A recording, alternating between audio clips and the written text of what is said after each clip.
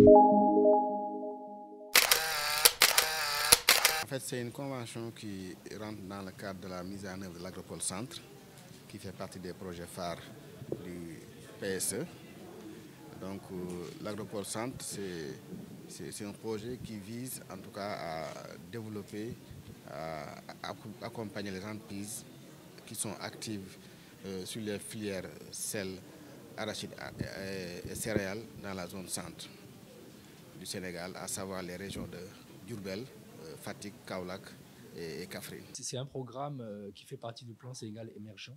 Et dans Sénégal émergent, il y a l'émergence. Et effectivement, tout le travail qui a été fait, c'est pour faire émerger ces entreprises, pour les faire grandir, hein, et pour arriver à un taux d'industrialisation, ce qui est un peu l'objectif du programme Agropole, c'est de développer la valeur ajoutée, développer l'industrialisation sur le secteur agroalimentaire.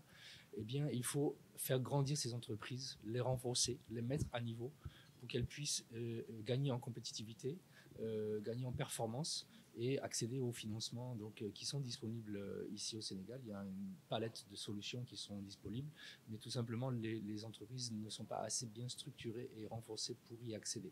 Donc c'est une convention qu'on a conclu, le même bureau de mise en œuvre a conclu avec Annabelle, justement pour préparer les entreprises de la zone centre à pouvoir s'insérer convenablement dans l'Agropole Centre.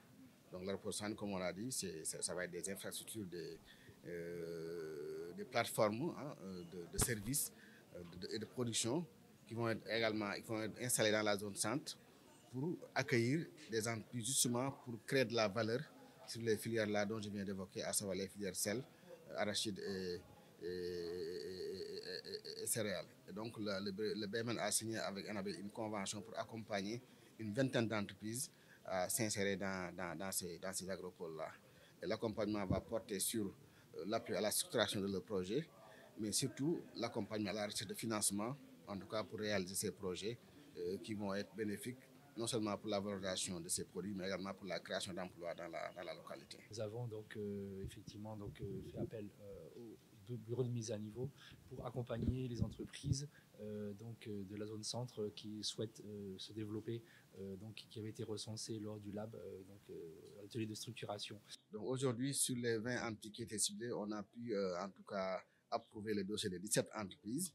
Ces 17 entreprises-là vont réaliser des plans d'investissement de l'ordre de 2,6 milliards.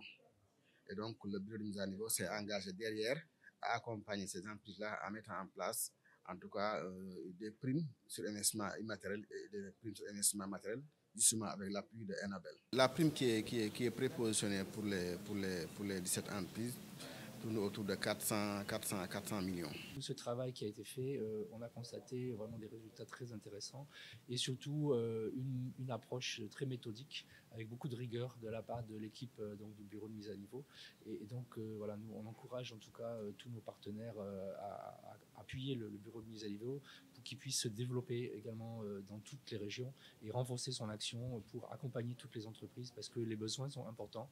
Il y a beaucoup d'initiatives, beaucoup d'entreprises qui méritent d'être accompagnées, qui ont besoin de grandir.